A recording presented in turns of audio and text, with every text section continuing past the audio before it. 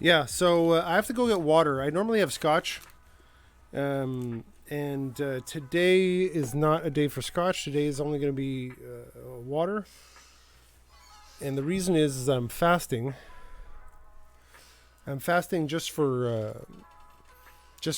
my system, to give my system a break, to give my system a break from all that digestion that we get from living in a first world country. Yeah, have my cells give my cells a reason to clean each other out and stuff, and yeah, that's it. And the other reason, the other reason is I saw something interesting about I don't know, something about children. Oh, there we go. There's Corey. Let's give him. Let's give him some. Let's give him a roll. There we go. Fasting is basically I haven't eaten a thing. I've eaten nothing. Not even a cup of black coffee. Um,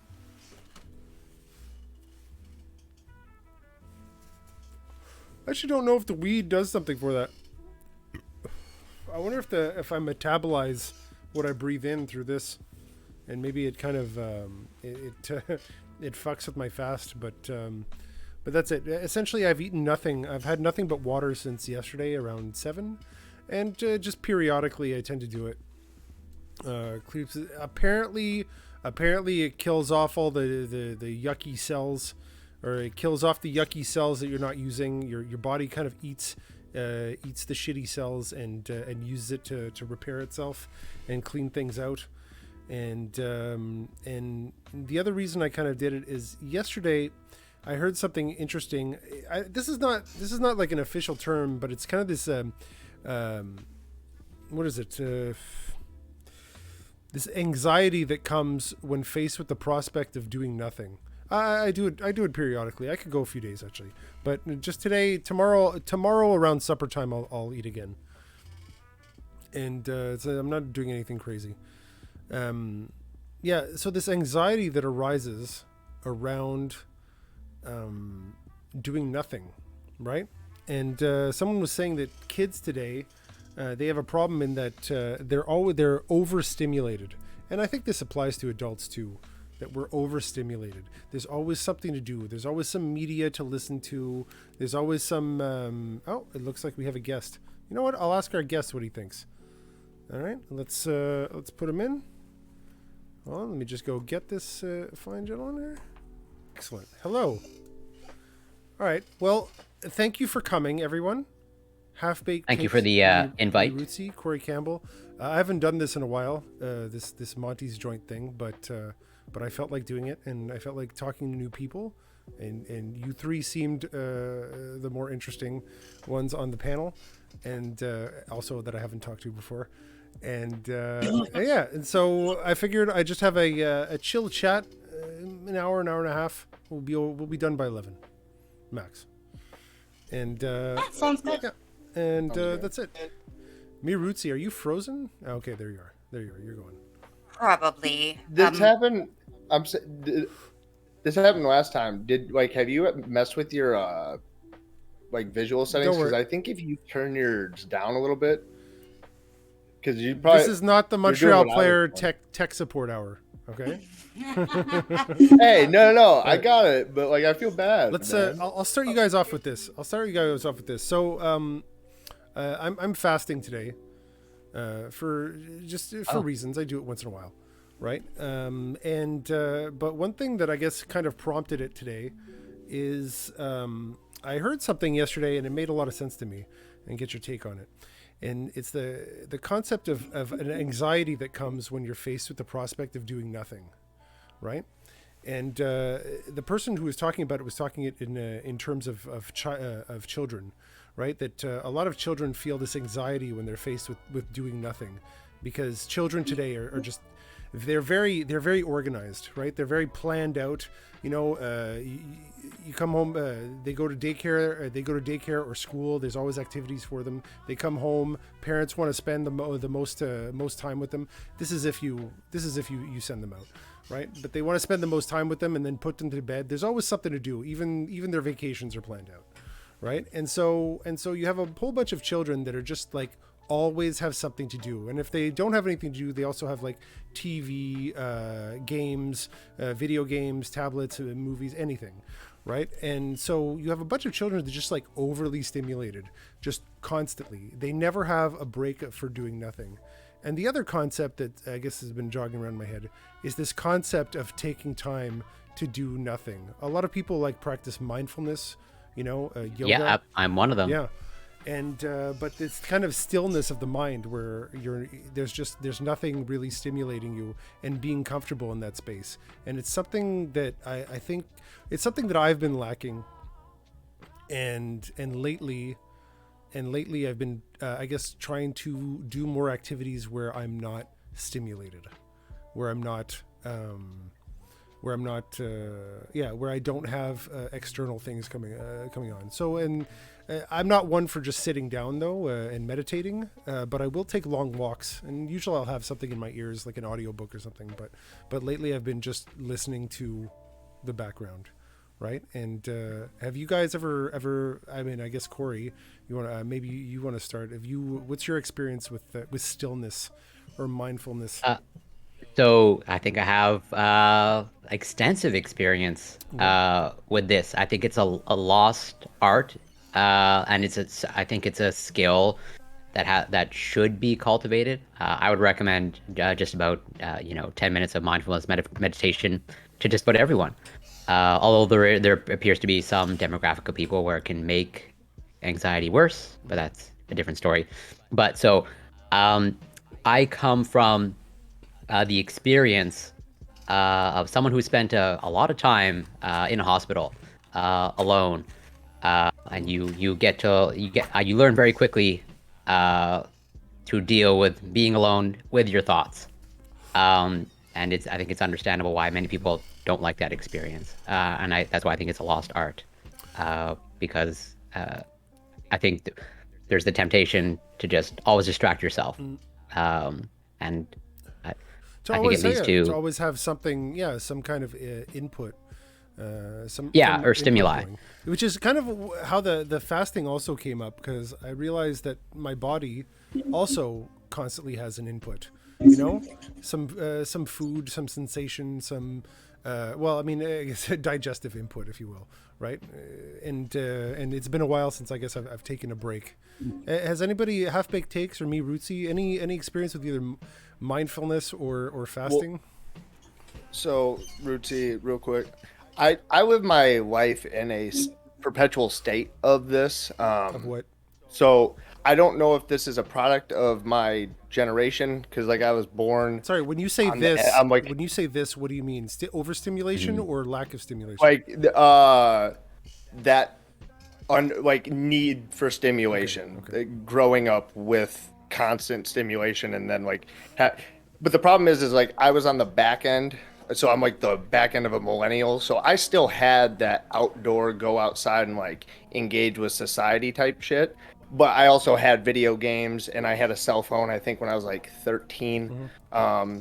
So it became something that I noticed not even like 2 or 3 years ago, where like at all times I had to be listening to something, like even at night, going to bed, I'd have to have something playing. I would constantly be fiddling with my phone. It seems like it's definitely, and I talk to a lot of people that have that same thing. So I think if we encourage people to have more mindfulness about this, and bring their mind at ease, and maybe take some time to do nothing, and even if it sucks, that anxiety will probably lessen over time. Heard you have a book out. You're somewhat of an entrepreneur. What's I am. So my book stemmed from my experience, and I wouldn't call it mindfulness, although I've always been good at, I call it the sloth life, where I can, when I'm on and I'm going, and when I'm not, I have no problem like sitting there and just absolutely playing the dumbest video game where you just like point colored balls and shoot other colored balls. pills, right? Like no thinking involved. Okay. But I also have multiple sclerosis. Okay. So the medication I was on at the time that COVID Hi, hit Melissa. kills off, and Corey will probably, I don't know if you'll be familiar with the medication, but I'm assuming the mechanism. It kills off all your B lymphocytes, which are the the ones that make the antibodies. Okay. So I could get the vaccine, but they didn't know if it would be effective. So I have basically been on house arrest for 2 years. The first year of COVID, because I only had half of half of an immune system, I grew it back. Like I went off of the medication, grew my B lymphocytes back, so I could get an effective vaccine. And about halfway through, my mom came to me and was like, "Do you want to write me a Facebook post to counter some of the COVID misinfo I'm hearing?" I'm like, "Yeah." And then a Facebook post turned into like a 300-page manifesto. Started on COVID and went all the way back like into the 1960s and Supreme Court cases and all sorts of things. And it was basically just like, here's everything I am mad about. I've spent 2 years screaming at my computer about, as I have listened to like really bad takes on a lot of Oh, I see. Do you have chronic pain? So I have a little bit of chronic like neuropathic pain, Okay. in so much as like my feet always feel like they're on fire. Okay. They did long before I was diagnosed. So they think I probably had it like 15 years before I was diagnosed. More common, I feel like even now, I feel like I'm sitting on a boat. Like it just constantly feels like I'm rocking back and forth. Really? The largest lesion that I have is in my cerebellum. That must be. Which It is must be. a place- It must be difficult. It must be difficult to reach some kind of sense of stillness with that constantly going on. It is. Although you adapt, and then sometimes I'll get up and just like all of a sudden just like stumble into a wall and be like, oh, I forgot. Like I have to like consciously focus on like every step I take because I don't know where I am in time and space. Corey, you said you were a personal trainer. In a past life, yes. I in a was. past life. Okay. I mean, I know fasting is kind of being a fad right now. Have you had any experience with this? Yeah, totally. Although I will also say, and here's where I try to be transparent about things that I don't know or things that I do know. Okay. So, like, yeah, I've been a personal trainer, but as part of most personal training or certifications, like it doesn't really touch all that heavily on diet. Like unless you actually like go become like a registered dietitian, Right. or like you're in nutrition science. But from a biochemistry perspective, from a biology perspective, and also as someone who does a lot of research into diet, because tying it into why Oh wow. Okay. why I mentioned in the beginning, Really hit this on the head then. All right. tying it into why I spent a lot of time in the hospital is because I have a gastrointestinal related disease. I have Crohn's disease, and so Oh, I okay. research a lot about diet. Yeah. And One of my nutrition. best friends had he had a massive Crohn's attack at 19, and then he had a few flare-ups, I guess, in his 20s. But it seems to be he hasn't complained about it basically in the last 10, 15 years. But Great. yeah, I hear that's quite the experience. It can vary from mild to like severely debilitating, and like I wouldn't wish it upon my worst enemy. But so I have from a personal training aspect, I would never like at the end of the day in terms of diet, I always recommend like go with what you feel is sustainable to you, because like for some people based off of their personality, it's easier for them to just like not eat when they wake up and just continue not eating until whatever 6-8 p.m. Right. As opposed to like for some people. I'm not trying to say here that, That's what I do all you the gotta time. you gotta fast. Everyone, it's the greatest thing ever. It's gonna do this Yeah, for you. exactly. I'm just saying I'm doing it right now. Yeah, exactly. And if you feel like it works and like you feel like better, and as long as you're being mindful about your nutrition, your nutritional status, and all that stuff, like, and you find that sustainable, then who am I to argue with that? I want to ask anybody in the audience: do you feel overstimulated? Do you feel like it's been a while since you've had some stillness or some absence of things? And I'll let you think about that. Go on, Corey. But in terms of like fasting in my own personal like experience, like I have done a lot of sort of unintentional fasting, Okay. like as part of sort of like treatment of my condition. Like a lot of the times, just like just stop eating. Especially like when you're hospitalized, or like if you're hospitalized for a specific like complication. It's like yeah, like you're not eating for like the next few weeks, which is like not enjoyable and probably not healthy. But in terms of like there's emerging fasting research that are showing some potential benefits. But I'm not a doctor, but so far, based off my estimation, like we're just slowly teasing out some potential benefits of fasting, but I don't think we really know what they are in terms of like, can we make this a universal recommendation for a lot of people? Half-Baked Takes. So, do you remember a time where you've taken the time to do nothing in the last Like 10 years? no, like honestly, I can't. I wish I could say that. Can't. No, I've tried to do meditation. Listen, Hold on. I try to smoke myself into a coma. Right. Wait, sorry. Hold on a second. Well, hold on a what's second. hold on? Someone's calling me. Just give me 1 second. Oh no, you're good. Yep. Corey. Yeah, Rootsie. what's up? Hi, Ty. So out of curiosity, how, on a scale of 1 to 10, 10 being like a complete shit show, 1 being like that was a pretty good conversation. How do you think that went? Because Corey, that was your first one, right? My first I will hippy be- dippy I will be recruitment right panel, back. but not my first panel ever. Yeah, okay. So you were new to the. Okay, that makes sense. And then Roots. Well, still, what was your answer on that? My bad. It was. I'll just give so I more or less knew what to expect going in, and like I'm under no delusion that this is like some like super serious academic debate panel. But like in terms of my expectations, like it was around like 7, 8 on 10. It was more or less what I expected. Okay. The question, and granted, I wrote the question. I did not write it with hippy dippy in mind. It was just too complicated of a question, right? For that many people on a panel. Oh yeah, Great the conversation panels to you have. can't. It's impossible like- to get any real conversation going on. It's all like what It would be like what a can I great shout burst? conversation What for- can I shout burst in 30 seconds or less? Yeah, like it's not. That was not something you could meme on. Yeah. It had to be like a highly thought out. It's one of the things that I've been thinking about for 2 years, right? So yeah, like I was like when Danabo said they were using the topic, I was like the student debt one because I had also put in one about student debt and how fucked that is. Okay. And then he was like, no, the expert one. And I was like, Ooh. Oh. okay, I don't know. Any takes on Can we student debt? talk about that? Yeah.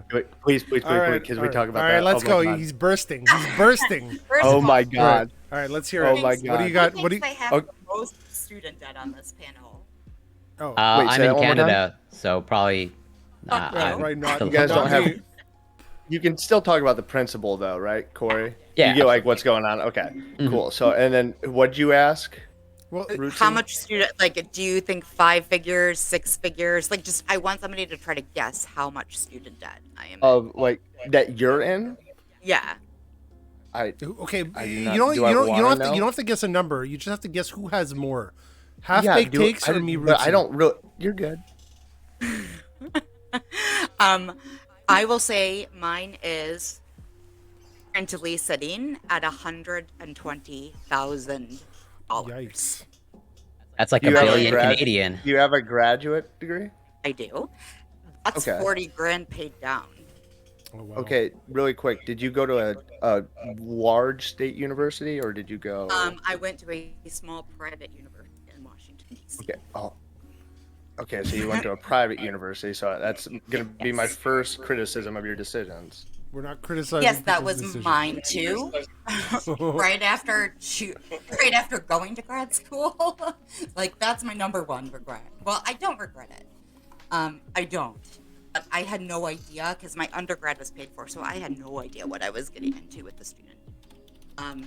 All of my loans are public.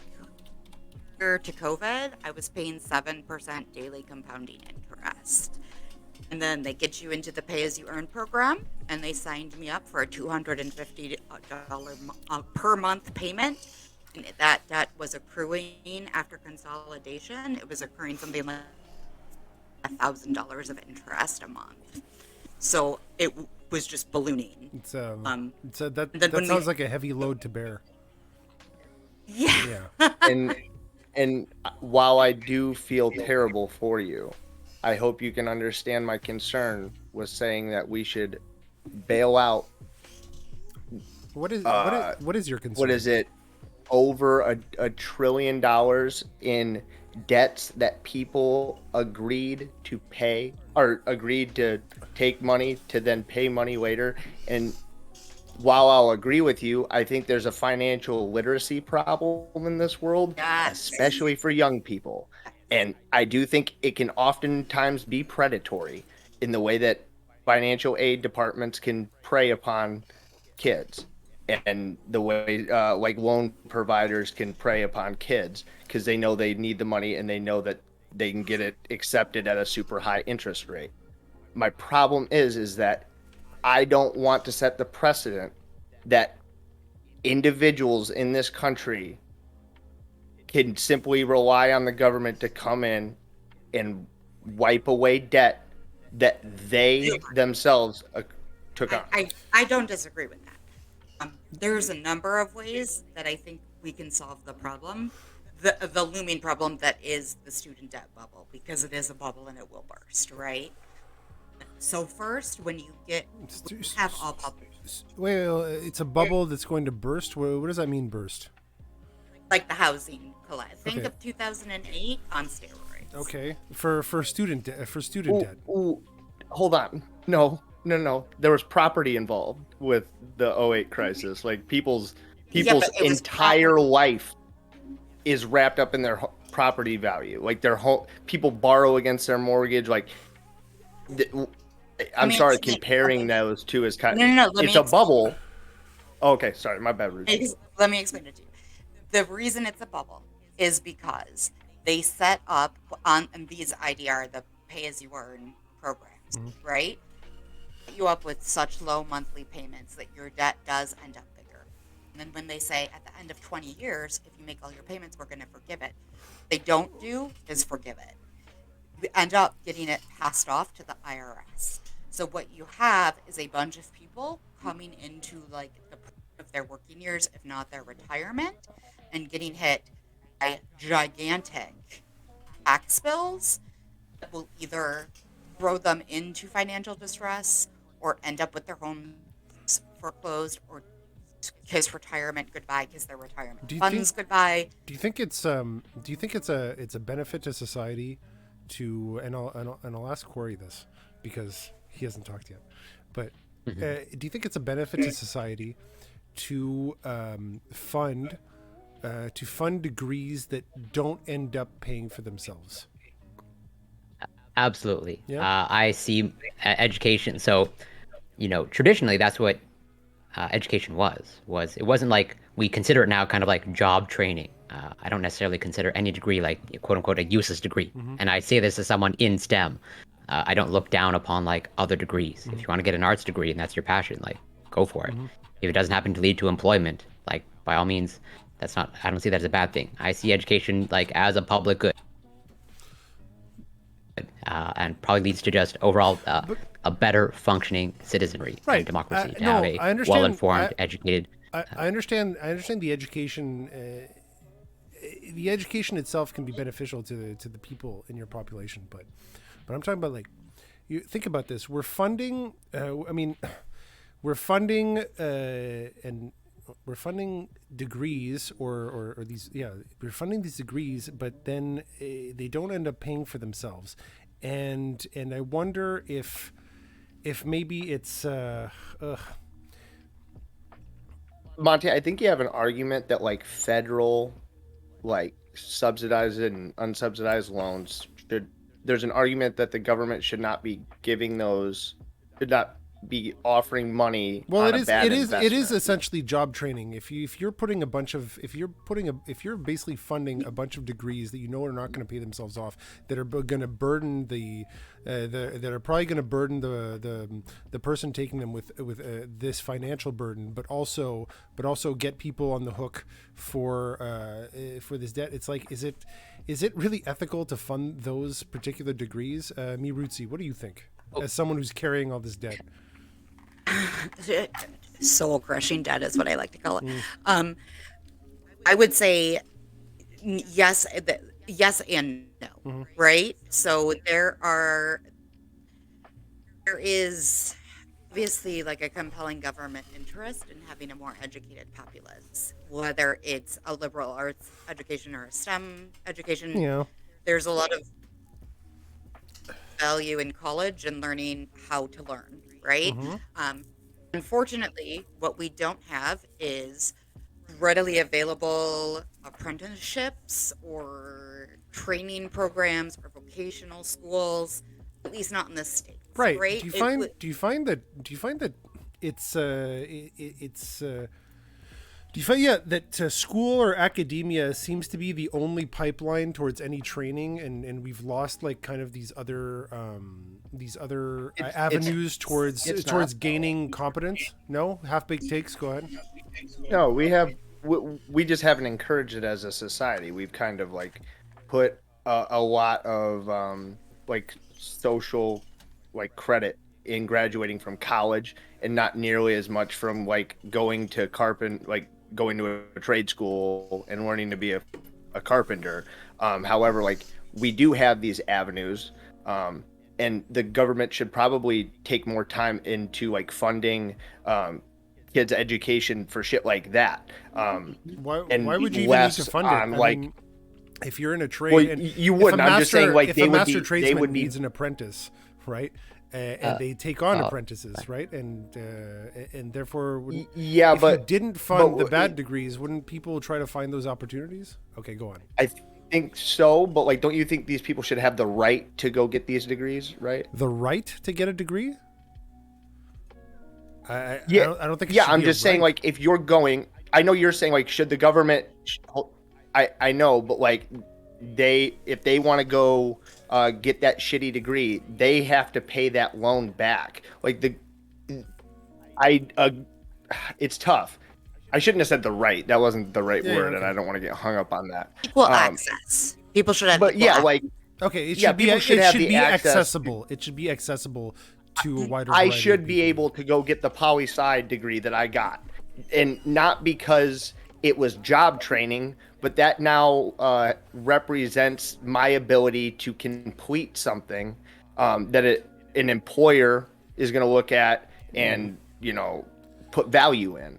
So it's not job training, but like we do have to look at accruing education as a form of like accruing more wealth down the road. That's the way I look at education. I don't think MiRootsie's rolling in wealth right now, and she's a graduate degree. I'm I sorry. did just buy a condo though. Okay, So well, all right. Well, you know what? You're right. I can't speak to the rest of your, I can't speak to the rest of your financial situation. And Corey, run. I am not All right. not rolling in dough. Okay. Just an FYI. Corey, you yeah, I just want to say, like, I don't want to discourage anyone from going in the trades, but there is something, because, I think there's something coming down the pipeline in terms of many of the trades I don't think are going to be lasting for, decades and decades. Many of the trades will start to be automated. And I think it's fair to say, at least by my estimation, like we're moving towards, or if we're already there, like a knowledge-based economy. Like it's going to become increasingly more and more important to get a university degree. Okay, and but like I mean, a especially- university degree in poli-sci, like you have kids debating on Twitch right now. He's right? making fun of Exactly. you, No, John. no, I don't have a degree No, in but- poli-sci, and I don't even see. It's becoming increasingly more important to get your graduate degree if you're going to be, if you want to be a professional in these fields. Right. Because I'm the sorry, bachelor's is the new high school degree, It's basically. the new high school. Yes, it absolutely.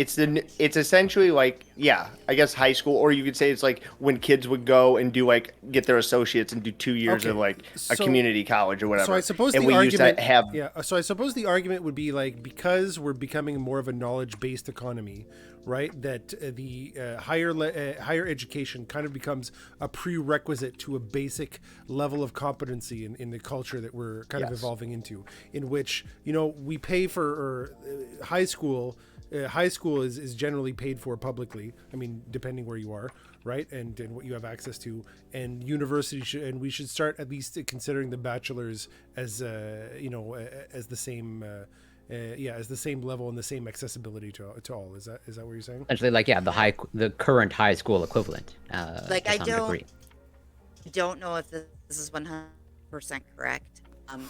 I feel like we still base the concept of our schools and like what the brain is capable of doing and when it's capable of doing it off of Socrates. So like the fact that we start school at like 6 in first grade. Okay. Oh wait, is, also like, off an of what? ancient Soccer teams? Socrates. Socrates. Like something like that. Socrates. Good old Socrates. Incredibly like, right? Like something incredibly outdated.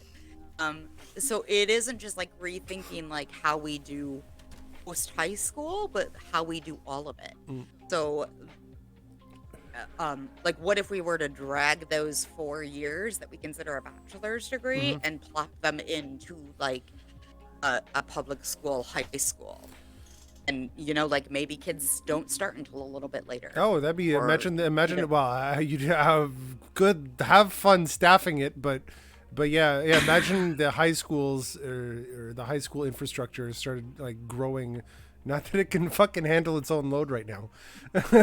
Yeah. But that is a problem because we fund schools, at least in the States, with property taxes, which is fundamentally. We fund that here too in Canada. Go ahead. Really Todd. quick, that's kind of a fundamentally misunderstood idea.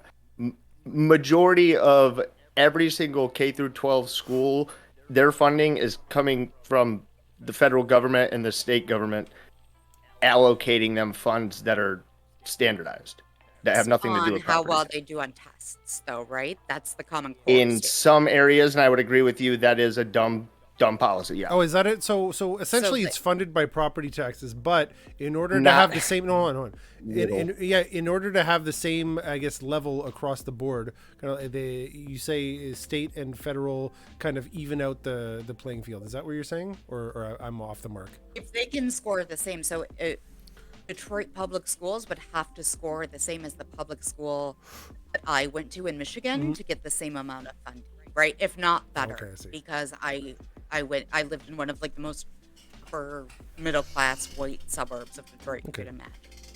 Right. Well, I'd have to look at that because I don't think the federal government determines its allocation of funding to K through 12 schools like that. well, we're not. We're not talking about high schools. We're talking about, I guess, funding student debt. I don't want to get too far off. We don't. If this conversation goes to beating your children, okay, I've messed something up. I think you mean not to beating your children, right? Not. I wanted the initial thing I wanted to talk about is there's this huge push right now for Biden to cancel student loan debt. Yeah, exactly. And we have people calling into I work as a congressional intern right now. Is that what you do? So I'm sitting in an office taking calls all day. Wow. Yeah, I know. It's okay. Yeah, okay. I had a friend who was you're on a very apt platform, I suppose. Okay, go on, please. Yeah. So I've been hearing a lot of people's like thoughts on this, and this is the most brain dead shit I've ever heard. I can't believe we're seriously discussing this, but like evidently I'm in the minority on this because as a person who has student loans, I'm not gonna ask the government to fucking bail me out on them. They don't have to do a full bailout to fix it. Have to suspend the interest rate in perpetuity, right? Because if you have all public loans, the interest rate is a method for a private bank called profit, right? Profit from a public loan is a more educated populace. It doesn't need to profit of the money it's lent us. It just needs to get the money back. Do we really, as a society, a more technical society, I mean, do we really look? Full disclosure here, I have 2 bachelor's degrees, right? I mean, don't worry, it's cheaper here, right? Especially for locals. Okay, no, but much cheaper. I have a liberal arts degree and I have a marketing degree. Okay, you know what I've done for a living? I've done software development. Okay, I built some projects. I sold them. Okay, I made all my living with stuff that has nothing to do with my degrees in any way whatsoever. All right, and honestly, the taxpayers paid for it. Degrees gave you earning potential, Montreal. They gave you earning potential. Those employers knew that they had to give you higher wages because you could go to a different place. Guy, no. Oh, let me give you the better one. Let me give you a better one here. Okay. It will get your foot in the door. No. Hold on. No. Hold on a second. I make a great living, and I'll tell you one thing. I went to university. I did all my credits. Okay. And then, I happened to, one of my kids, I happened to have a kid before, 2 kids before finishing university, right? And I didn't Sounds like you just stumbled upon kids. Yeah, sort of. I essentially got my degree 6 years later because I filed the paperwork and paid the $50. Okay. But by then I was already making money. And the reason, and I thought it would be fun to graduate because I thought it would be a fun date for my wife and I to go on, right? I thought it would be a great theme, okay? And that's how cocky. useful. That's how is really cocky. I love you so much for that. No. I mean, we were married with kids at the time, right? I just thought, you know what, this is interesting. Hey, how about I go graduate? Okay, there'll be free a free glass of wine apparently, and then we'll go to a restaurant. It's a cheap date. Yeah, no, and then we'll go to the restaurant after, you know. And so that's it. So I wonder, but the taxpayer basically paid for that, and honestly, they shouldn't have. As a Montrealer, I'm okay with that. Are you from Montreal as well? I'll put you on my list. Yeah. Right. Oh wait. I'm sorry. You didn't take on any.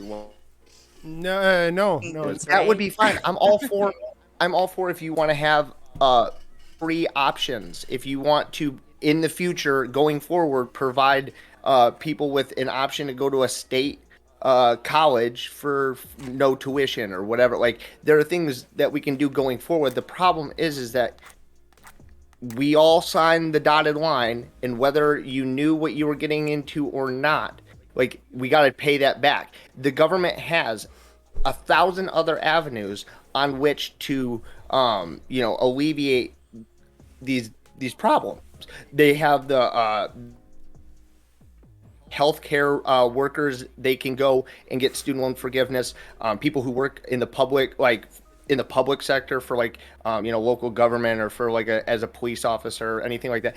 If they pay off your student loans, you can even go to your employer. And a lot of employers now will offer to pay off your student debt. As a person, I joined the Army. A big part of that was because I knew they were going to pay 100% tuition. Now, I wasn't in college and in the Army at the same time long enough that it mattered, but okay. It was an avenue that was open to you, even though you didn't fully take it. No, I mean, there was no time. Okay. You know what I mean? No. I wish I would have. You didn't go down that road, but it was a road that was open to you. Sorry, MiRootsie. Go ahead. Oh, I was going to say, can't you still use the GI Bill? Yeah, there are still ways that once I'm done with school, I can start getting assistance to pay it off. But I can't get I don't get the 100% college tuition unless you're in, because I was Guard, so I was National Guard, which is a different avenue of it. I don't know how I feel about this. Revolt Rides was kind of on the panel. He kind of mentioned it, right? And I guess he wrote a paper about how the increase of money supply doesn't actually do inflation. Yeah, of course, go. Can I just say, Revolt Rise is a beast, and I have a parasocial crush on him. Absolutely. This is probably my basic understanding of how it goes, right? But you have all this student loan debt, right? And that money was generated. It went somewhere, right? It paid teachers, or it paid the professors. It built, or it paid construction workers to Paid build the college. Yeah, it paid the college so they could Sorry, build you nice don't- new shit, right? And it went somewhere. People have it. They spent it and stuff, and it just got poof created, and the balance is never going to be restored, right? If you just like poof, get rid of it all, right? And I wonder how that doesn't drive the price Well, of I think, everything up, Corey, because you all can those say it's people have all that money and they're spending it. They're it's competing for stuff now, without ever that balance being restored, and this kind of just like creating a whole bunch of debt, and then boom, it's just like it doesn't matter. Is how does that not a burden that's borne by everybody? That's kind of the bubble thing, right? Is that money wasn't really there. Just like in the housing market, what they valued those houses at, with those mortgages, that value wasn't really there in those mortgages.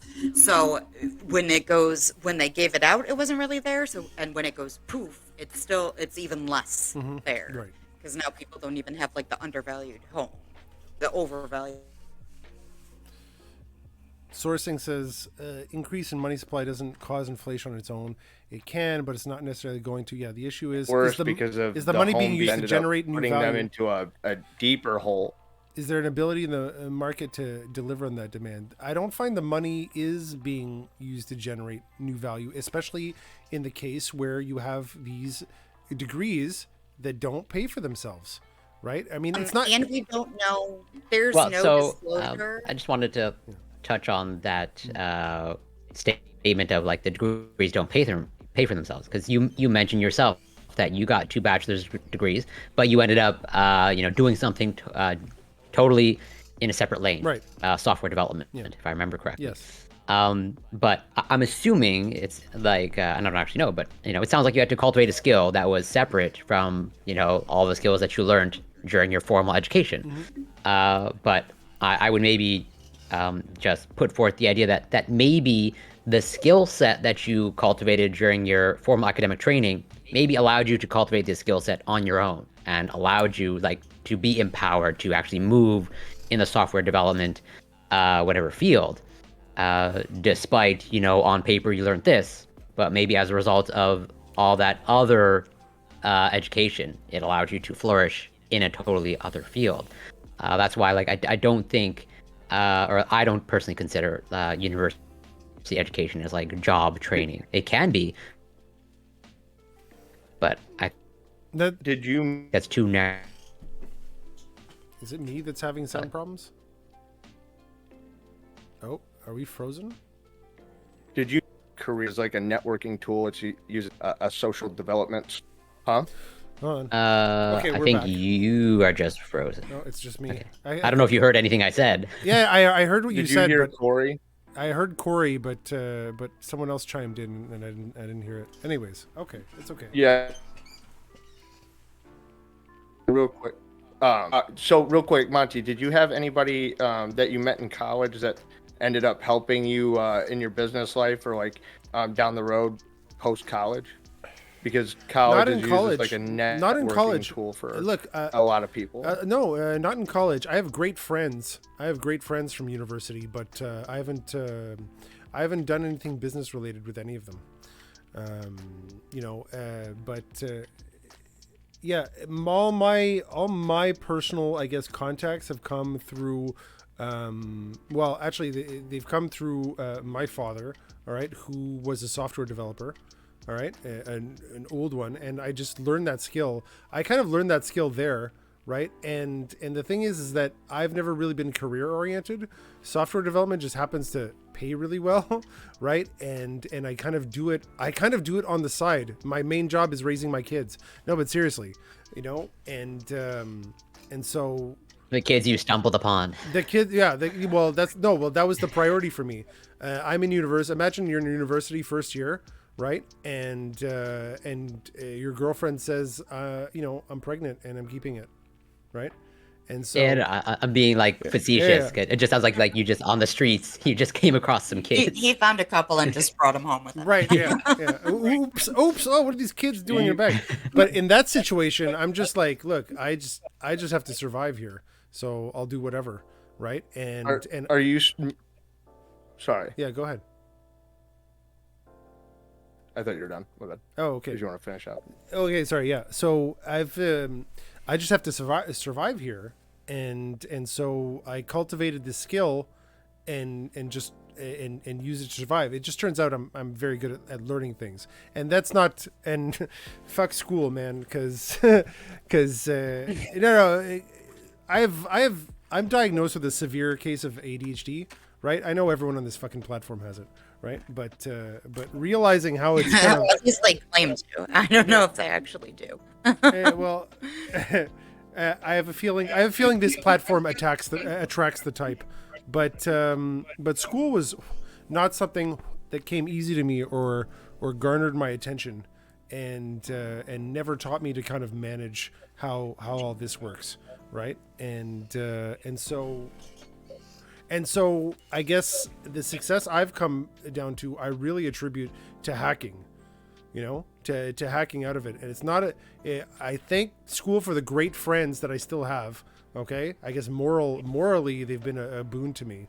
Right. But in terms of like productivity for society, okay, nothing. Nothing.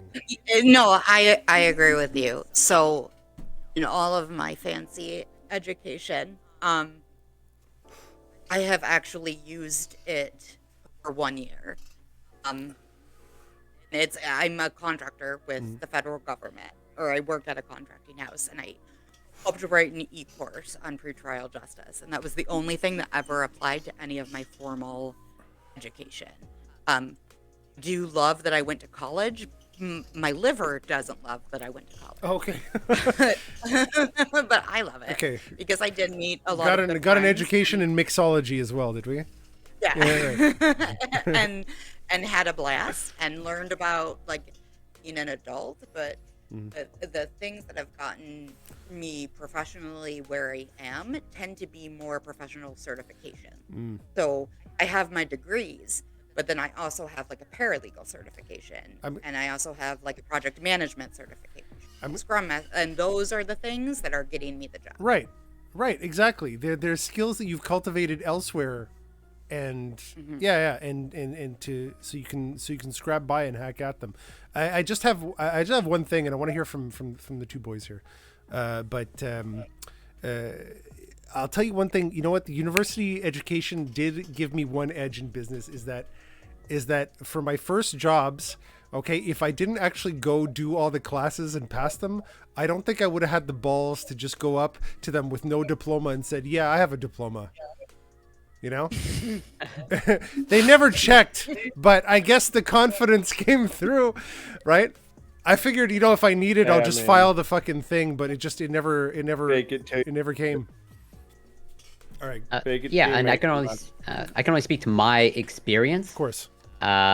Which is like, it seems like there's so far at least a common theme, where it's like, you have your formal education in like one field, but then life takes a totally different direction, and like the sentiment is like, I'm only really applying my degree, or I've had this very limited experience where I feel like I'm applying my degree, and I kind of feel a little bit of the opposite, where it's like, yes, I learned a very specific domain. Like I have my bachelor's in molecular biology, and like I have my formal training, but throughout my degree, and I'm still in education, like I feel like I've cultivated like many skills that apply to many other areas. But that has allowed me still to in education. I'm pursuing my PhD. Okay, PhD. And so like I'm still in university technically. Right. And I've been in university for a very long time. And so it's like, I'm staying in there. So when you say, because what skills have you learned that you can apply to other areas if you're always in school though? Yeah, so here is where it's like I more see it as like I understand the angle of like professional development and like if you're professionally developing in a certain direction and like your degree is in something totally tangential, it's hard to like make the link between the two. I just feel like I personally cultivated, you know, I feel like I can become an expert in or at least competent in very many different fields, or like I feel like I can pursue anything. As in, like if I happen to wanted to pursue software development, like I feel given my training Yeah. and the things that I've been taught and the skill set that I've Sure. cultivated, that like I feel confident. I don't know for sure, but I feel confident that I can like to some degree pursue software Right, development and you could or sell yourself as coding. like, look, if you need someone who does this skill, but also needs connecting knowledge with scientific stuff, whatever your Right. field is. Yeah, there's a lot of synergy there, and I'm sure you'd be a very attractive candidate with those synergies. There's a Yeah. really great book And you should read oh, called sorry. Range about being a utility person in a specialized world. Okay. Um, which speaks to kind of Corey's point about like how you take like all of these degrees that we get like pigeonholed in. Like my master's degree was justice law and society, so it like every useless quote unquote useless degree you can get, right? Um, Would you? and Yeah, go on. how you transfer those into and manipulate those into different fields to make yourself into a utility person or like a Swiss Army knife. Right. So okay. So you could But be. this is why degrees have different levels, right? We need to value um like certain degrees at a higher level. Like you really do get job training when you go get your MBA.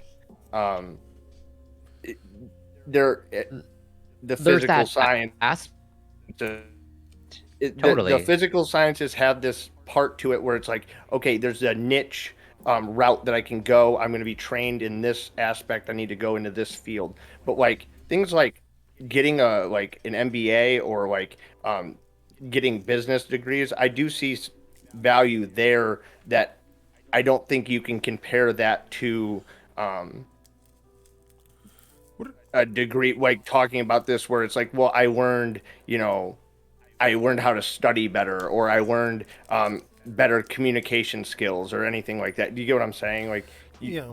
I mean, I do, except that I'm literally have me working on finance projects at the place where I work right now, which is, to me is insane because I have no finance training. I got No, myself into but six are you in lost? debt. For fuck's But sake. are you I'm lost not. in the work? Right. Learning on the No, I'm job, I'm learning putting from up people these. who are Yeah. in the field is more of like an apprenticeship, but learning by contact with it is seems to be like a good way to get the And in-depth just knowledge. the Corey, you wanted to Yeah. MiRootsie, Yeah, I was just what gonna do you have to say about that? And then Corey, I want to hear from you. Oh yeah, I was gonna say, and it speaks to what I said at the beginning, the whole like learning how to learn.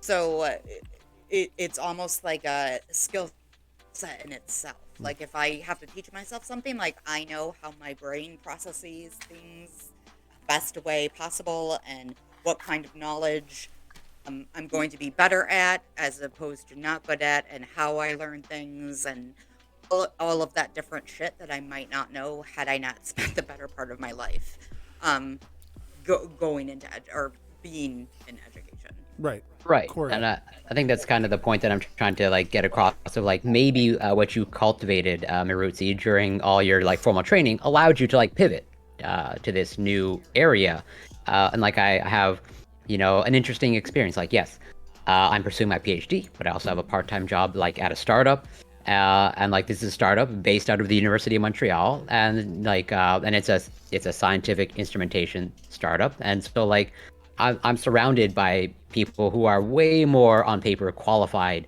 than me. That these are people with PhDs, postdocs, and MBAs, like all in one person.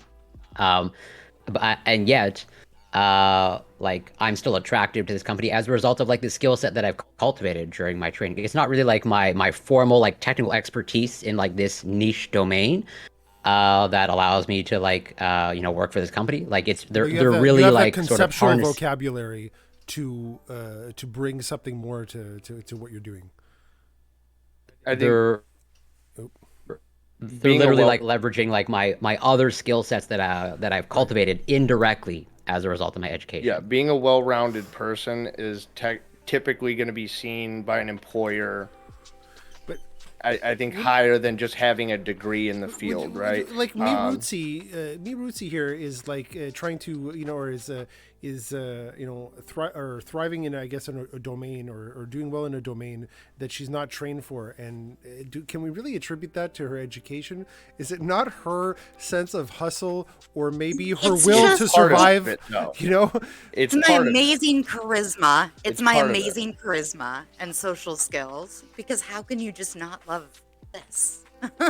Like, And I just Like- think Go ahead, like, Half-Baked. oh, go ahead, Corey. You can have it. I was no, just I gonna say, and there's something to be said for that. Of like, there are certainly, certain personality characteristics that also allow someone to succeed in university. And so, like, it's no surprise that if someone like you have to, but you are likely to have a certain skill set or personality to like go and complete university. And if you have that sort of like mixture of personality characteristics, you can probably succeed in very many other domains. That's why it's like none of this is surprising where like Montreal player like completed 2 bachelors, but they happen to have cultivated a totally separate skill set. And same thing with MiRootsie, very educated in a particular discipline, but they have pivoted and they are at the very least succeeding in a totally different domain. And I think the people who want to use these degrees to be experts and to be professionals in a certain field, I think that there are a number of fields that college is your only option to getting into those fields. Like I wanted to be I wanted to be in real life politics. You don't just like get in there, and kind of worm your way up. It's typically not the way it goes. You can, but there are degrees and paths of education that I know is going to lead me into a job field that I really want to work in. So I think it comes down to what you value and like what you want to do long term too. I think that Sourcing support says, thank you, by the way. Not having a degree can fuck you over. It hurt me early in my career. Even if my current job, my boss But yeah, had to get VP approval to override the degree requirement. like what they want to do for like the next 10. Am I cutting out? Yeah, a little bit. It's probably my problem, but yeah, that's really fucked up to me. I'll tell you one thing. The job I have now, or the contract I have now, they needed a degree, right? I'm like, the fuck, like what the fuck? You're hiring me. You're hiring me as like this big time software developer. You've seen all my work, okay? I've got wonderful recommendations all over the place, and you need to see a fucking copy of my liberal arts degree. Are you fucking kidding me right now? Right? it's true. Like we will, when I hire people or when I look at resumes, immediately we disqualify anybody without one. Even though I know like probably 90% of those people would be capable of doing like an entry level job where I work, but we don't even give them the chance. And it's a shame because we could be missing out on what is actually the best candidate. Right, and especially this yeah, go ahead. This speaks to our panel expertise. What is an expert, right? Like a piece of paper only means like so much. Where it's like Montreal player has the expertise, and so it's like why and they're confident that they have the expertise and they have like the evidence to back it up. But it's like, oh, but show me this arbitrary piece of paper. Yeah. That gives me the confidence that you're an expert. Well, that also think shows me that, that you're in a certain class. Don't you think? Oh, sorry, MiRootsie, I interrupted. Go ahead. Oh, I was just gonna say, like, I think back to the my grandfather was a character, Sicilian immigrant character, right? Dropped out of high school in 8th grade, or not even high school, didn't even make it to high school. Dropped out of school in 8th grade, but he could walk into any room and tell you the measurements of that room and build you whatever you wanted in that room, and was amazing at that with no formal training, no formal education. It was just like It's a real person or a character?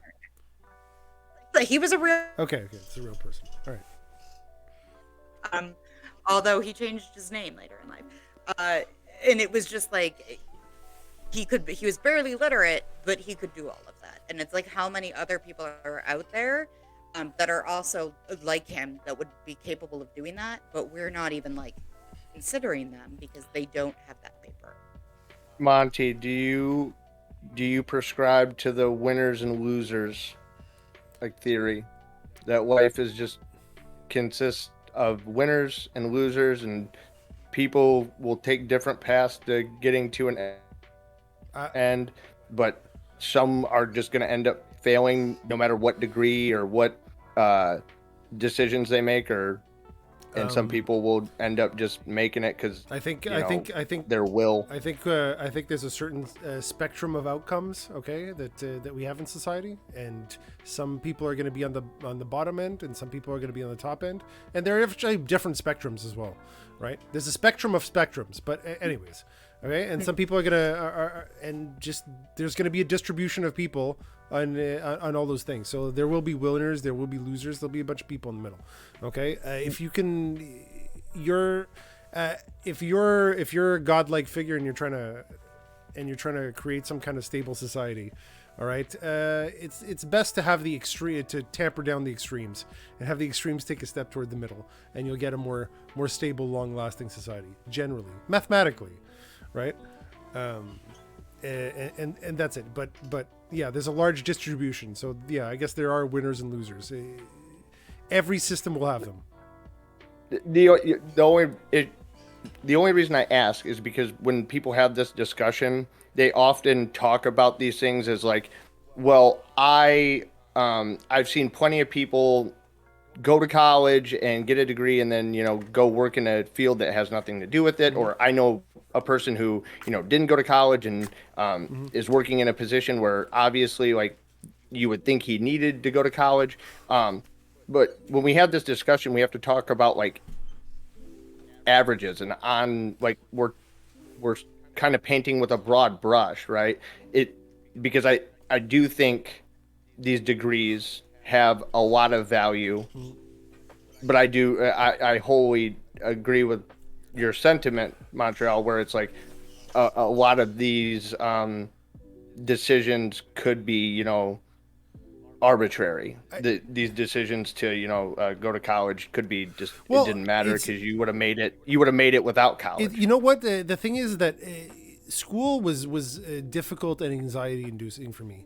I did it out of a sense of obligation because I was always told, oh, you have to at least get a bachelor's. You have to at least get a bachelor's, right? And for me, it was like a matter of survival. Like I have to do this, right?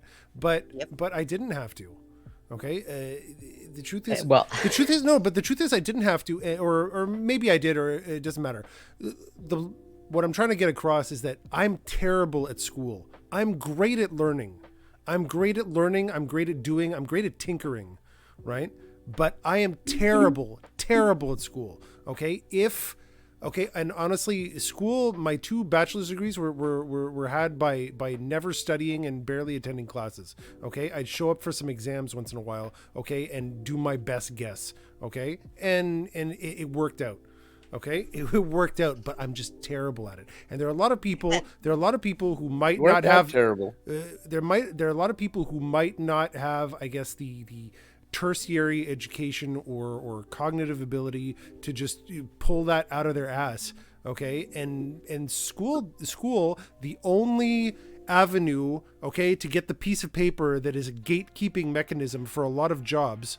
Okay, it's a system that is not good for them. It doesn't teach them adequately. It actually chews them up and spits them out feeling worse than ever, right? And I'm talking about a lot of the ADHD or autistic kids, or a lot of people with these like neurodivergences, right? I'm homeschooling a child now because public school, okay, is driven up the anxiety of my teens right now because of the massive amounts of homework. They're doing well, but they're miserable, okay?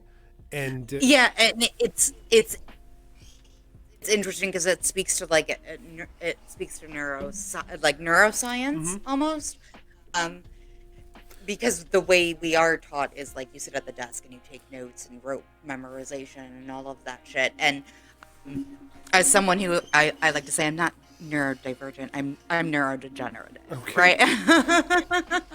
But as someone who is in that position, like I have seen like an actual change in how I think and what I have to do to learn. Mm-hmm. It makes me understand, like, oh my God, I had it so, like, the way my brain worked for the first 20 years of my life, like, I had it so easy. Yeah. School told me that I was broken, but really, there's just you have to leverage certain things. You have to learn to handle yourself. Corey, you've been wanting to speak, I think. Yeah, I was just gonna say, and I think I take your point in terms of like, based off of your experience, and based off of like the particular experience of it, it sounds like, as you said, like you getting a bachelor's degree, it was like life or death. It was like, this is like priority number one. Without it, you're not worth anything to society. Right. But I don't think that, at least to me, that's not like a testament to like, university not being valuable. But that, to me, that's like a testament to like, I don't know where you receive these messages, but like to poor messaging. Because like I agree, as much as I think higher education has intrinsic value. I would never like say to someone like this is super critical to you to be a productive member of society, and that there's no other way. To me, it's more like It's whatever critical, your passion is. It's critical to me to be productive enough that I can feed myself and maybe put a roof over my head, which is becoming increasingly difficult for a lot of people. So we can even, so this extends to a very interesting direction. This is exceedingly difficult if in fact university degree is like the gatekeeping to hopefully being able to sustain yourself. Right. There's an impending crisis among the male demographic that's gonna happen with higher education. That is happening. Right. Okay. Right. What are we gonna do with that? With right. So for all the people, like even let's say school was free, right? Provided you were good at school. Okay. What about a lot of the people who just aren't good at school? They're not good at school, okay? And so basically it's a life of poverty for you. And the two types of thinking, okay, that make you good at school, which is a lot of test taking and taking orders, honestly, all right? The two types of thinking that are good, we're going to prioritize that, and you have access. We want to make that section of our brain trust of our society flourish, okay? The rule followers, right? And we're gonna take this other section. Fuck you, just figure it out. And it's about like fundamentally having to redo and rethink how we do education. The best thing I ever heard in college was when I got into my master's program. Like on the first week, they were like, if you choose to go, if you can do MS, you can do JD, you could do MS and JD. Because I do agree with you. I agree with you. So many people don't need college, but I do think it's a positive that our society values college so highly, because it does seem to give us the best workers and the best professionals. Do you think it would be fair to only maybe not forgive debt, but make university free only for certain degrees that society feels like, oh, we value these. You know what? Ironically, the degrees that pay for themselves, okay, clearly have found a value in the market, okay, and maybe the government pays for them because it's like we know it generates I don't know, productivity. You have the argument that they're giving a loan on a bad investment, and they should not do that. I would agree with you. If you have a degree, and you are going to work in that field, and that field tops out at like $60,000 a year, the government shouldn't be handing you $150,000 in student loans. Mm-hmm. That's not good business on either end, because that loan's probably not going to get paid back, and the person's also going to put themselves in a massive amount of debt. Right. It would be hard, because what degrees do you pick and choose fall into that category? Because like, would you say my political science degree is? I would say so. How are political sciences doing in the market? If I just kept my political science degree and I stayed in that profession, I probably would only make like $50,000-$60,000 a year. Mm-hmm. But like that, but that's the point. Like people have to, I hate to use the term, but like pick themselves up by the bootstraps and start to navigate. They have to navigate. Listen, Hold on. I'm sorry, but you have to. Once you get done with college and you get done with your education and you go into the job market, it is your responsibility to work your way up that job market. That fact. But there are fundamental flaws in the system that make it so a lot of people can't even afford to buy fucking boots, let alone pull themselves up by the straps. Right? But we're talking So- about college-educated people, right? These people are. But even- These are the even people that college went. These are the people that How- went and got a college degree. So wages have been stagnant for like how long? You know what I mean? Like tax policy has been fucked for how long? Like how long have we been doing the trickle down economics thing? Like it just feels like somebody's pissing down my back and tell me it's Any great. day it's going to trickle down. Right. Anyway. Wages have been stagnant for entry-level jobs. That is why this number gets dragged down. Correct. Okay. Upper level positions, but the manager, upper level managerial. positions- I can't managerial speak to wages that. have We don't gone up. have. We don't have. I mean, we don't have the. I'm not googling shit right now. Okay. I'm not googling shit right now But- either. My but computer will explode. Corey, what, No, I would fundamentally disagree with that, Tom. Okay, hold on. Yeah, go ahead. Keep going into Corey. I want to ask you after you had a face when I said should we pay for certain degrees, and I want to know what that face is about. I sure did. But let these two say a bit, and I Yeah, want to hear absolutely. more about that after. Yeah. Go on. Sorry, Todd. Me? Yeah, go ahead and get back in. I am. I'm going to let Rootsie say your point, and then I'll respond to you. Oh, you're like, yeah, it might be. I'm willing to concede because I don't have any data in front of me that the wages are stagnant at the entry level, right? But then when you say like, work your way into management, not everybody. There aren't that many management positions. That's when it comes down to like the winners and the losers that you were talking about before. Like sometimes you land in a job that you have a lot of room to grow, right? Sometimes you don't, but you have to take the job anyway because you need health insurance. Like there are so many other different factors than just like if you work hard, you'll make it. And you should, and if you got to take that sacrifice and make that sacrifice, then yeah, you do that, and then it's your responsibility to, while you're working that job, actively search for a new and better job. That is. But it the still comes name down of the that game. there's still an aspect of that is just luck. Yeah. Like, it's just luck. You have your life to deal with, and your life could have X, Y, Z complications that go with it. You might stumble upon some kids or You might have a chronic illness. Yeah, exactly. Yeah. Yes, exactly. And you have to deal with that. That's none of energy. these That's are- energy sapping. None of these are deal breakers, nor should because at the end of the day, you got to pay your bills and you got to create a healthy and successful life for yourself. That's And why it- you might it not get co- to perpetually look for a job. I'm sorry, perpetually look for a job.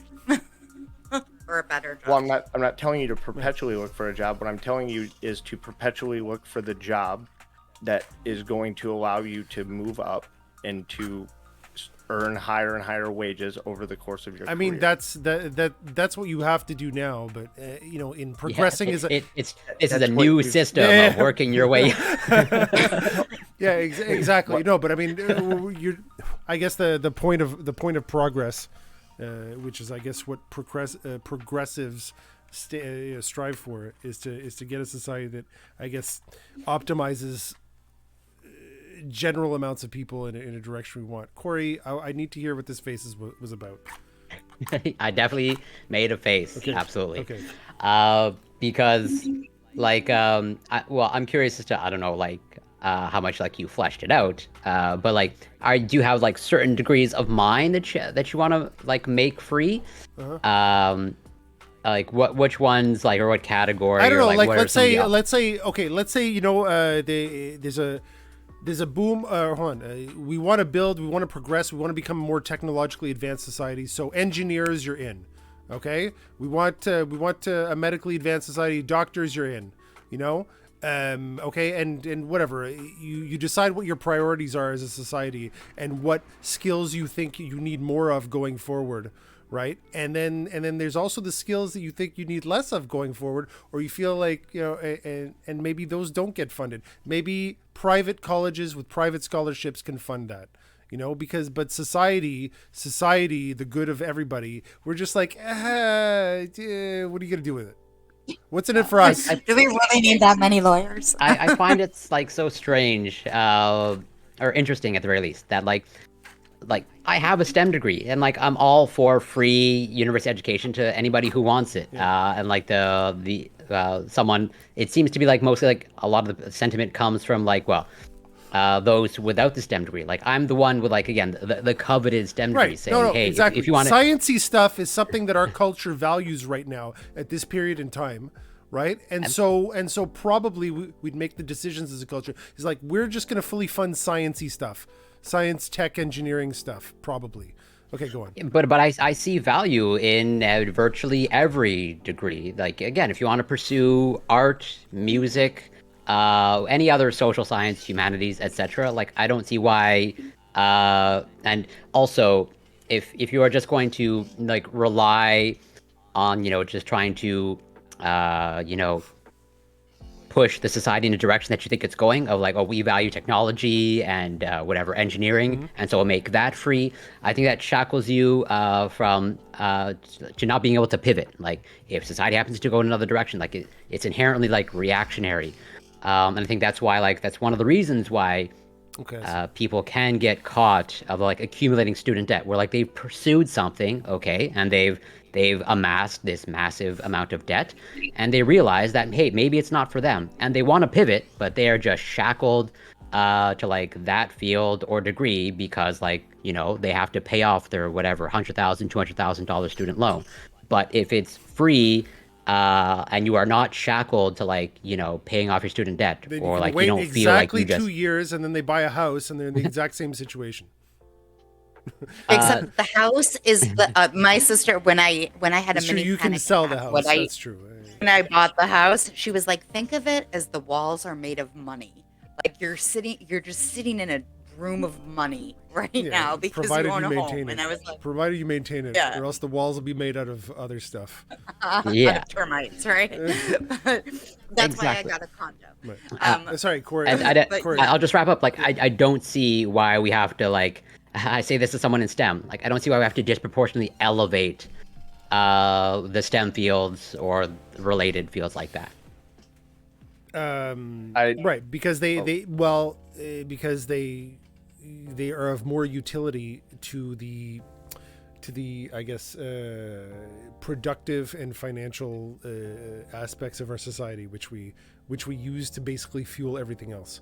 MiRootsie, did you want to finish something? And after that, I'd like to hear from Todd from HalfBakedTakes. No, Okay. not that I remember. Go on, you HalfBakedTakes. Todd looks like to nail me with some statistics on wages. Well, no. I put that That ship has sailed. Study in the I put the study in the chat for you. I think Corey, you made a point. What point did you make right before this little interaction? I wrapped it up by saying I don't see why we have to disproportionately elevate. Like I see intrinsic value in like pretty much just about every degree, and like if that's your passion, you want to pursue it. Like I think you should feel free. You should be free to pursue it. Yes, and I'm a big, if it, like you just said, if it makes you happy and it gives you purpose or you find value in it, you should probably do it regardless of the monetary right, but value. But that's a you decision. For me, like, I'm very concerned about my financial like stability, especially in the future.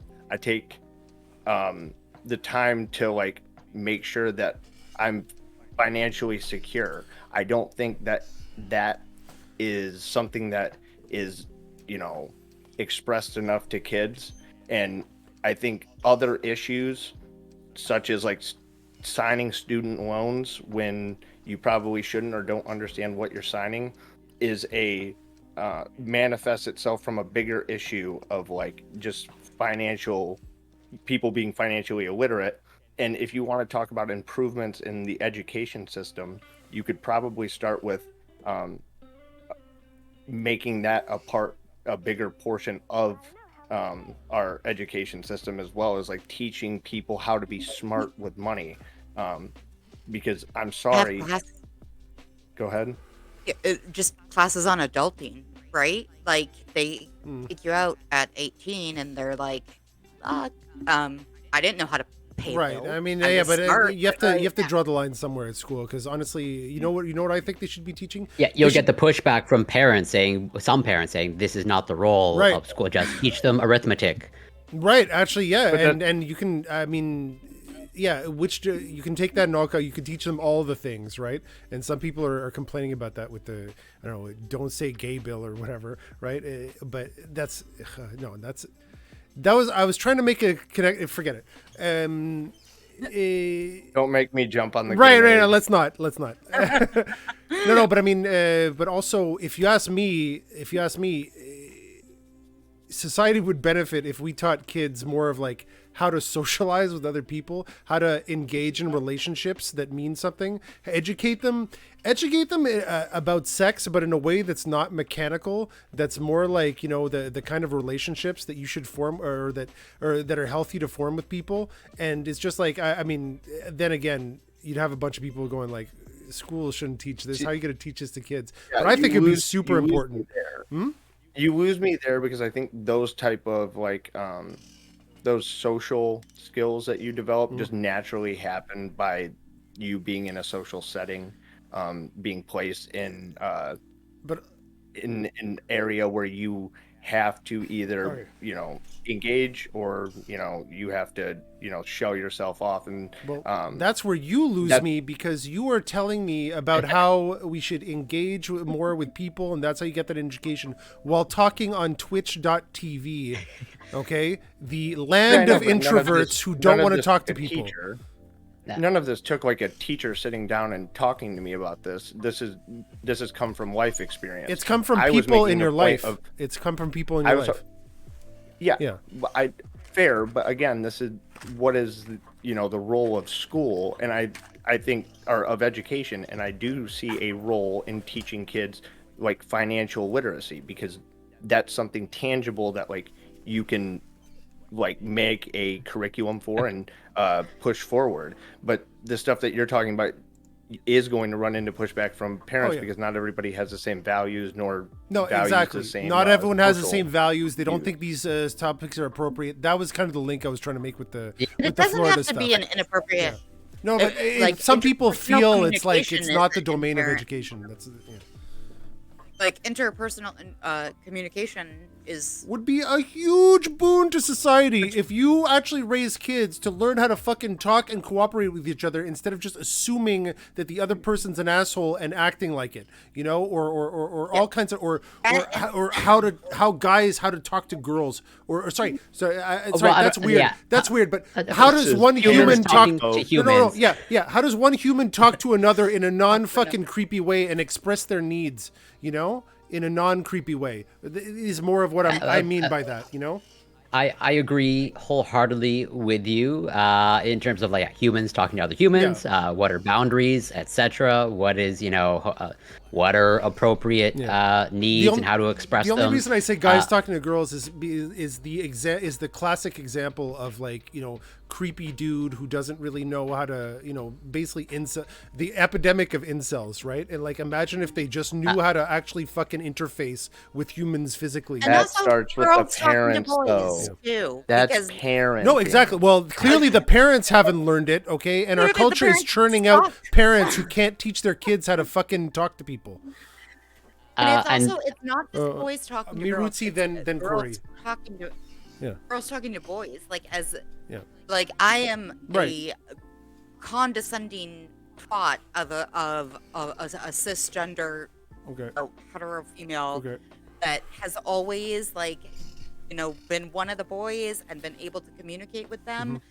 And I hear it all the time, like, oh, well, like, we just wish, you know, guys would, or girls would be more assertive or more clear cut. And it's like, well, you want that, but then, like, when you got it, you made me your best friend. right? Right. So it's like, how do you Right. connect those two things? Right. It's a difficult. Yeah. It's more of an art than a science to put in a curriculum. I understand there would be challenges. Would I'm just not saying be funded you can under see how your they're degree funding. the original point was you can see how other disciplines or other ways of or other classes, eventually you have to stop teaching stuff because it's like you can't just teach everything, right? Even though you feel it might be completely useful. Corey, you were going to say something. Yeah, and I was just gonna say, more or less, just reiterate what you said. Of like, there's clearly something, at least to me, clearly something going on in terms of how younger generations are being socialized, and we now know that there's like skyrocketing rates of anxiety, depression, among other things, other mental health issues, and like it appears again by my estimation that many people have lost the ability to connect with one another and on a personal level. And we really just have, I guess, what I would characterize as like pseudo connections, just either through a screen or through a device. Exactly. And I don't really think that humans are really meant to connect in that way. And I think we're seeing some of the ramifications of that. That plays, not that this is the sole cause, but I totally think this is a variable in like the mental health crisis that we are experiencing. Yeah, that's just like, but that kind of plays to my point that you kind of need to get put into positions where you have to socialize and find ways that you can socialize in a comfortable manner. Right. The kids are still going to school though, and they're not learning. Well, that's the thing. The kids are going to school. They're going to school, and one of the reasons people can't shut up is like, oh, you shouldn't homeschool your kid. They need to learn to socialize, right? And then you have a bunch of kids going to school, supposedly learning to socialize, and they come out of there and they can't talk to a fucking human. Are they, after they leave school, are they getting to go and play with those kids? Like, are they getting to go to clubs or go to like activities after school? Because that's really where those connections are made. Yeah, right. It's not like in the classroom. It's not in your history. No, class. but it comes to certain if you don't have people. The skill set, if you don't have the skill set to begin with, this is why, to Montreal players' point, and like there's absolutely no good evidence that says like homeschooling your kid is bad. Like there's absolutely. I do it for very good reasons. Don't worry. I know you do. And so like it's pretty clear that kids are not cultivating, younger generations are not cultivating this skill set. Like you can force them to do extracurricular activities. Like it's almost certainly not gonna, because we're seeing it like as Montreal player brought up. Why were more kids? Why are we seeing this issue exacerbated now? Because kids are retreating, like they are moving away from. Yeah, what are they retreating from? Well, I mean, they don't. I don't think they're retreating. Having they're social retreating from situations, social situations. Having social situations, especially when you're not good at them, can be very anxiety inducing, right? And it's just kids have now the option to retreat into the online world. Okay, they have the option to not engage. Before Tinder, if you want to get some, okay, all right, you had to go out there and fucking meet people, right? Not post some memes post some memes in a chat and people get together like that, and then they're all kinds of fucking awkward together, but it doesn't matter, we're just here for one thing. So, but before that, you had to go out and do something. You had to cultivate social skills, okay, if you wanted to get anywhere. All right, and now you don't have to as much. Yes, that is that's my point. Right. But there's also go ahead, MiRootsie. I suppose in the age of the internet, right? Like, how do we correct for that? Because if the internet's not going away, it's only going to get more powerful. So if we're losing our social skills and our ability to like actually go out there and mingle amongst each other and create organic relationships, and it's these weird parasocial relationships that we have, how do we fix that? I mean, maybe we won't. Maybe we'll just lose the ability, just like we've lost the ability to grow our own food or survive out in the wild. Like people 150 years ago would have a much easier time if fucking, I don't know, a society collapsed than we would. Okay, because we've lost a lot of stuff, and maybe social skills will go the way, the way of hunting. Okay, but again, it's like it's I not so much. pray to It's God not. you're wrong. It's not so much about what we're losing, but it's the effects. It's the effects we're seeing of people not having these social skills and how they engage to get their needs fulfilled by not communicating them and not recognizing boundaries, right, with other people and crossing those boundaries to get them. And these are skills, boundaries that should be taught. And parents, it seems, with their super busy lives or whatever, don't seem to be giving that lesson, Would you other recommend? lessons. Would you recommend parents take electronic devices and like social networking avenues away from their kids, or at least until they're old enough to maybe like? I mean, they've I already use it. developed some of those skills. Look, I have teen daughters. Okay, this is how the teens communicate with each other, right? To take them off a social network is You're saying that's a problem. No, well, You're it saying is. it's a problem. But don't get me wrong. I take away their social electronic network all the time whenever they mouth off to me, okay, or whenever I need to, whenever I need to enforce order non-violently, okay. Privileges get taken away, all right, and parents should consider not having kids. Sourcing support your band. All right. No, like I think am we fully have. on board with that sourcing support, and that's why I'm never having any. Sorry, go on. Half-baked takes. Well, here's the thing: is like, there's a critical point in people's lives where they develop, social, a great deal of what's going to lay the base work for their like social, awareness and their ability to handle, social settings. And it's typically like in your like toddler through like, from my understanding, like 12 is like, that is a huge part of it. So would you think it's a good thing for parents to take active measures to remove kids of like that age away from these toxic, Yes, these I things that would. we know lead Yes, to I would toxic actually, and it's not so much to take them away because of the abusive effect it has. It's the future. Look, it's the future. That's how they're going to interact. The fact that people don't have a problem with boundaries because they're more active online makes online more attractive because you can set your boundaries, right? So it's kind of a self-reinforcing thing. However, I would take it away. And this is going to be, we're going to wrap it up soon. And you'll see why.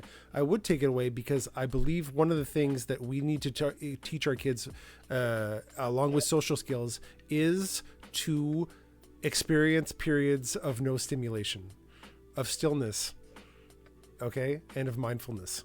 And that is a great reason. That is a great reason to take away all stimulation from your kids, not to punish them, okay, but to get them to experience something that's vital to their mental health in the future, I think.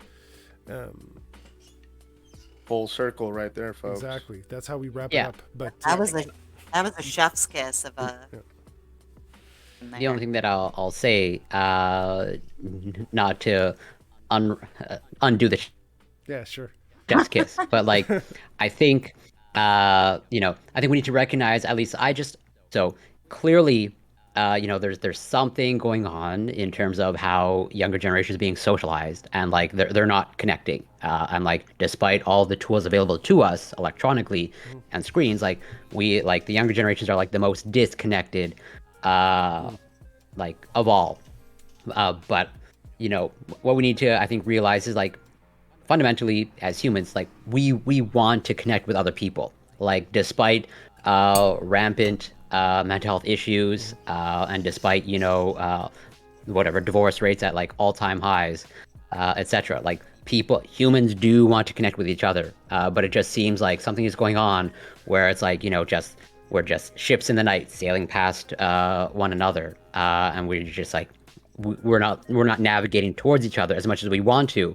And so it's like, what's going on there? Because like we're using all these devices and technologies like to like connect at some level, like some pseudo connection, but it's not happening in person, Right. But right? it's putting a lot of distance between people. Exactly. And so it's like, Psychological we are distance, meant we are meant to connect like in person. Like we have faces on our faces for a reason. And so it's like, how do we learn to like just recognize that we want to connect, we want the same things, and we want to connect with each other. So how do we return to that? Yes, and that's why we see so much online interaction. It's just the medium creates like aggressive and toxic behavior, and we shouldn't be shocked by that. We should adjust for it. If it's going to be a part of our society, then Well, I mean, we have to take active measures. Again, me being the individualist, you need to take active measures to make sure you're handling it and your kids are handling it in a healthy manner. You're not wrong. I don't think that should be encoded systematically, but you're not wrong. The world is going to develop the way the world develops, right? And it's up to you to surf the wave or drown, right? And that's just what it is, you know. So Winners and losers. right. Rootsie? That was not my opinion. Terrified. About online and how we Just I'm gonna wrap this up. I'm gonna wrap this up soon. And if you have any closing thoughts before we all get into the cutesy, hey, this was great and stuff like that. I have so many closing thoughts. No, yeah, it's interesting because like when not that I am like an old lady, but I look at like my ex's like younger brother and younger sister that while we were together they went from being like teens to early 20s, right? And they don't to this day, one of them doesn't have their driver's license. She's like 24 and doesn't have her driver's license. So, and to me that's like, what? Like when I was that age, I couldn't wait to get out of the house and I wanted to go do things. Clearly my liver was like, get me drunk. I don't know if Like, driving's the best thing. That was I would drive places to get drunk and then I would not drive back home. Okay. Yeah. So like for me to see like these kids like in their early 20s not wanting to even exit the home, how do we expect them to go out there and get jobs and be functional and be social if we can't even get them to learn how to drive a car? Right. Yeah. There's a lot lacking by our lack of connectedness. That's why that's a good candidate. That's my good candidate for things you should actually teach in school, as opposed to some other stuff. All right. Then how to write a resume. All right. Well, okay. Well, here we are. Thank you all for coming.